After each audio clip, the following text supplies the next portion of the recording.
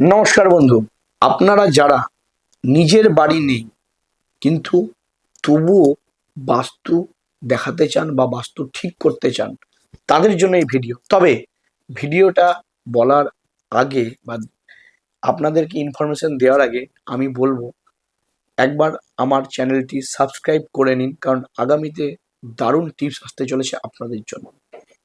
যাদের নিজেদের বাড়ি নেই কিন্তু তবুও তারা চান যে তাদের রেন্টেড হাউসে বাস্তু করতে, অবশ্যই করা যাবে। সেক্ষেত্রে আপনাদেরকে প্রথমে কোনো বাস্তুকারের সাথে কথা বলে দেখে নিতে হবে যে আগে আপনার বাড়িটা বাস্তু করা যাবে কি না। অর্থাৎ কম্পাস নিয়ে যখন দেখা হয় যে চারটি দিক, তাতে যদি ঈশান কোণে টয়লেট এবং নৈঋত কোণে মেন এন্ট্রান্স হয়, আমি বলবো সেক্ষেত্রে আপনাদের ভাড়া বাড়ি ছেড়ে দেওয়াই ভালো।